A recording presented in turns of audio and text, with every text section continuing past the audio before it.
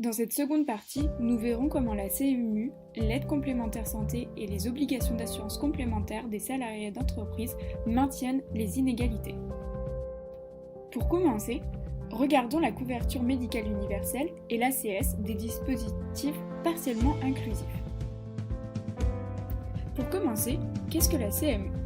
Votée en 1999, la CMU a pour objectif l'amélioration de l'accès aux soins, le remboursement des soins, des prestations et médicaments à toute personne résidant en France et qui n'est pas déjà couverte par un autre régime obligatoire d'assurance maladie.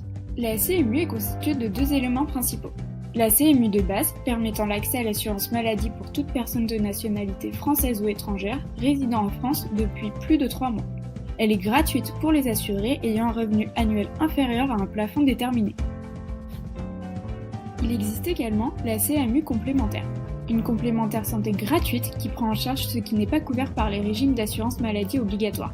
La CMU-C requiert ainsi un plafond de ressources. Néanmoins, la CMU n'existe plus depuis 2016, même si tout le monde continue de l'appeler ainsi. Elle a été remplacée par la protection universelle maladie. Même principe, mais elle vise à assouplir les conditions et démarches pour bénéficier d'une prise en charge des frais de santé si vous ne travaillez pas. Plutôt bien pour les inégalités, ça non ? Pour compléter ce dispositif, il existe l'aide au paiement d'une complémentaire santé, ACS, réservée aux personnes dont les ressources sont légèrement supérieures au plafond d'attribution de la CMU-C. Elle donne droit, durant 1 an, à une aide financière pour payer un contrat de complémentaire santé. À première vue, les dispositifs viseraient plutôt à réduire les inégalités en soutenant le pouvoir d'achat des plus modestes. Et les dispositifs semblent avoir des effets positifs sur certaines inégalités, car 5,5 millions de personnes bénéficient de la CMU-C et de l'ACS en 2016.